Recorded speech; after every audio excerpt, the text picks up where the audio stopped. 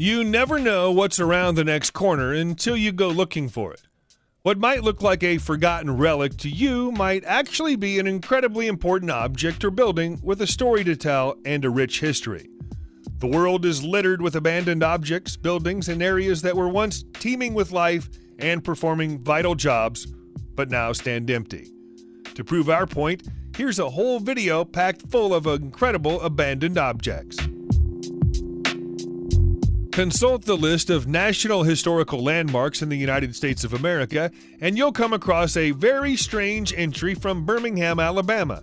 It's Sloss Furnaces, and for almost 100 years, between 1882 and 1971, it was a working blast furnace producing pig iron for use up and down the country. Most sites like this are demolished after their purpose has been served, but this one is special. It took only 10 years for it to be granted landmark status by the Department of the Interior, and it remains the only blast furnace in the whole country to have been preserved and partially restored for public use and visitation. Sometimes it even doubles up as a highly unorthodox concert venue. The furnaces are named in honor of Colonel James Withers Sloss, a key figure in the founding of Birmingham as a settlement. Not all of its history is something to be proud of.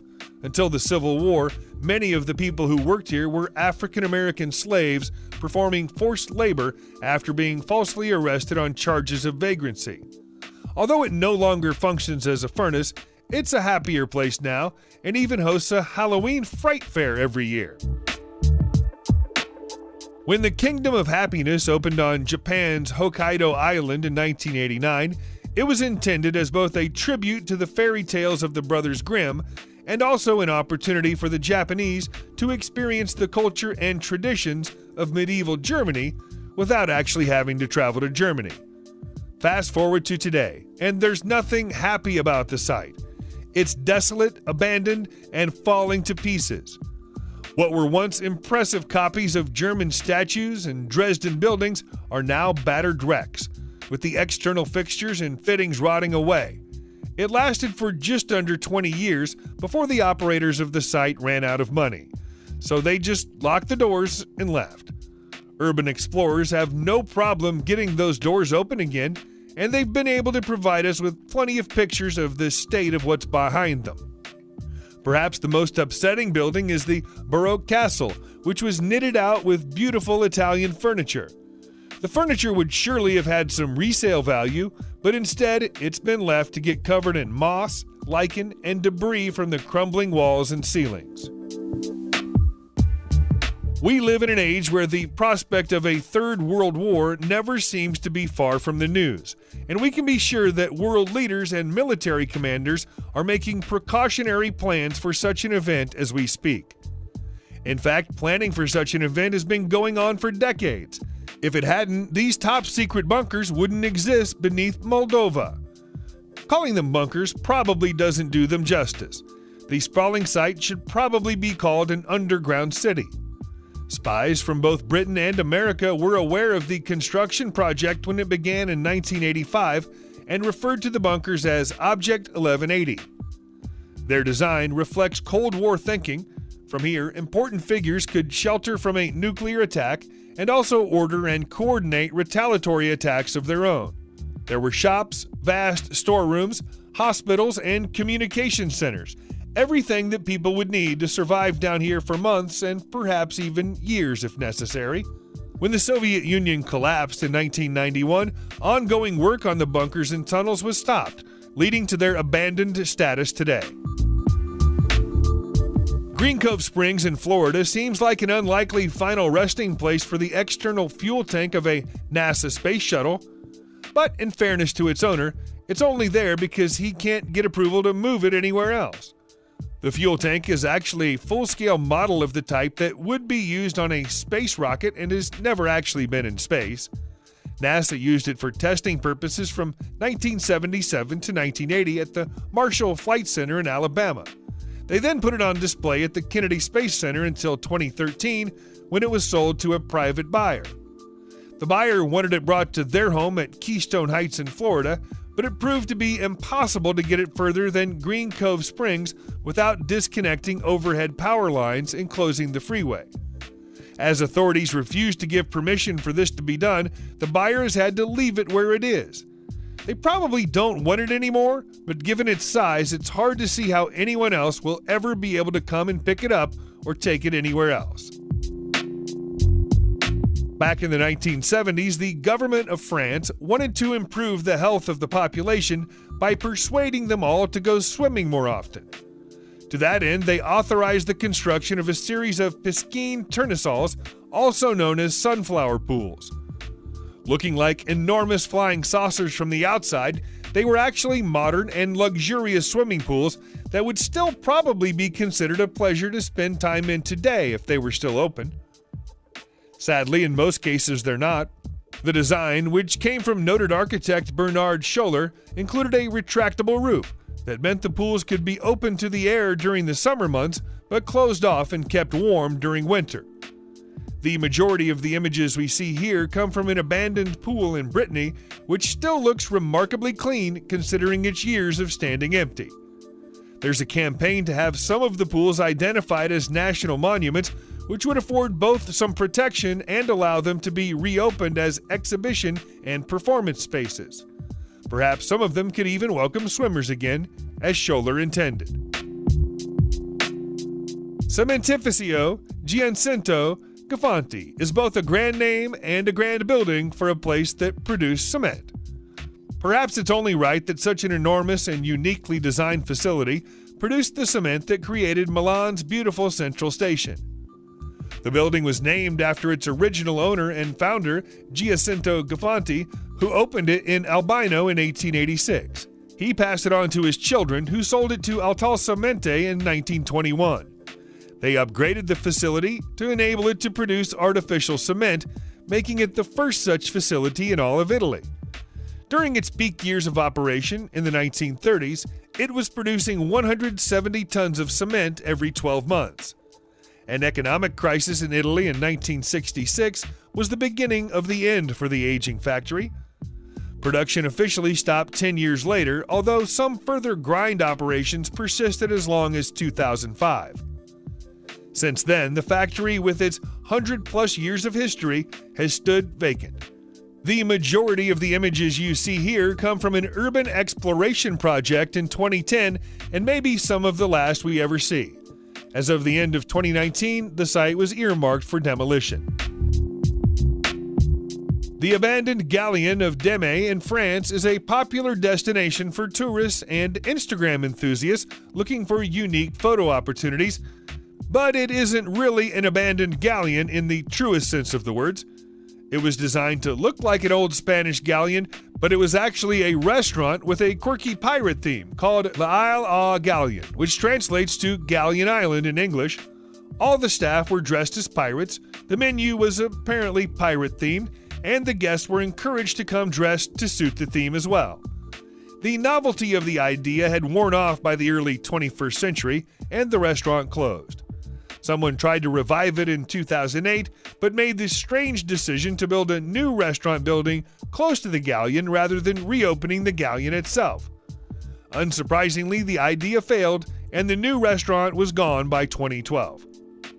As nobody performed any repair or maintenance work on the wooden ship for 8 years, it's beginning to show some signs of wear and tear, as well as a few coatings of street art and graffiti. The Cold War yielded many strange and unique military projects, many of which were abandoned before they could be completed and now stand in ruins as forgotten curiosities. Perhaps the strangest of all was the gun created by the High Altitude Research Project, a collaborative project between the militaries of America and Canada to create a gun that could fire objects into the upper atmosphere. Work began on the gun in 1961 and ended in 1967, but its legacy can still be seen in the shape of this rusting heap in the jungle of Barbados. Gerald Bull did the bulk of the work on the gun, taking a 50 caliber naval cannon from a battleship and souping it up to 100 caliber. That made it cartoonishly large and totally immobile, but it was so powerful it could fire objects 112 miles into the air. It was hoped that it could be adapted to suit the purposes of launching satellites and other objects into orbit, but the outbreak of the Vietnam War saw funding redirected elsewhere and the cancellation of what appeared to be a very promising project. There are several launch complexes at NASA's Cape Canaveral site in Florida, but one of them will never be used again. That's Launch Complex 34. Several rockets had successfully been fired from here in the run-up to the very first Apollo mission, but when time came to launch Apollo 1, everything went disastrously wrong. Scientists working on the mission had raised several concerns about the amount of flammable material in the Apollo 1 command module, but their concerns were ignored, and that was a fatal and tragic mistake. In January 1967, during a launch rehearsal, a small fire started in the cabin. Within less than 16 seconds, the fire had reacted with the pressurized oxygen inside the chamber and turned into an inferno. The three astronauts inside, Virgil Grissom, Edward White, and Roger Chaffee, stood no chance of escape. NASA made the questionable decision to continue using the complex for a year beyond that, but in 1968 they retired it permanently and dismantled most of the site, leaving only the rocket cradle and the fire guards. They now serve as a memorial to the lost astronauts. Cornwall Castle in Cornwall, England is about as far removed from the space age as it's possible to get, but it doesn't make it any less remarkable as an abandoned castle. The majority of castle designs in England are square or rectangular, but what makes this 11th century complex so unique is its circular shape. Emphasized by the remains of the equally circular moat that once surrounded it, even now, 1,000 years after it was built, it's still possible to get a sense of its former grandeur from the remains of the Grand Hall, complete with its huge windows and fireplaces. In times of antiquity, this would have been the home of the Earl of Cornwall, but historians can't agree on when it was built. It might have been the very first castle built in England after Norman occupation, which might account for the unusual design. The site has been abandoned and reoccupied several times over the centuries, but the final abandonment came in the middle of the 17th century when it was fought over during the English Civil War. It's now cared for by the English Heritage Group, who keep it open for visitors. Shimei Coal Mine Tower in Japan has been abandoned since 1964, but it recently became famous as a viral meme on the internet. If you remember seeing images of the so-called perfect place to hide from a zombie apocalypse, this was the building you were being shown. It's 150 feet tall, and information about its origins is confusing. There's been a mine on this site since 1889, and while we know that it carried on working until the mid-1960s, some reports say that the enormous tower only worked for 2 years from 1943 before it was shut down. Back then, it would have contained a huge winding machine that helped to drag coal out of the ground from almost 1,500 feet below. You won't find anything that looks even vaguely like this in the rest of Japan, although it has 2 twin structures, one in Belgium and one in China. Given that the people who designed it thought of it as a means to an end, they probably would be startled to find out that the people of our time have come to view it as a beautiful example of brutalism in architecture. Tuna fishing was the chief industry of the Algarve region of Portugal for hundreds of years, but it eventually became a victim of its own success. There were too many people trying to sell fish, and pricing became a race to the bottom. Fishing for tuna stopped being a profitable enterprise and the fishermen left. They never came back for their anchors, and 50 years later, they're all still here, looking as if they were placed on the beaches deliberately as a modern art exhibition. In the local dialect, this area is now called Cemitério das Ancoras, which you probably don't need to speak Portuguese to understand as the Cemetery of Anchors. Most of them have been in the exact same position since the end of the 1970s. For many years, the people who live here considered them an eyesore and wanted them cleaned up and taken away, but more recently, they've begun to appreciate their appeal as a tourist attraction. They were never supposed to become a landmark, but they've become a landmark anyway, and it just seems like they're here to stay. Subscribe to the channel and turn on notifications, and you will be the first to know when a new video comes out.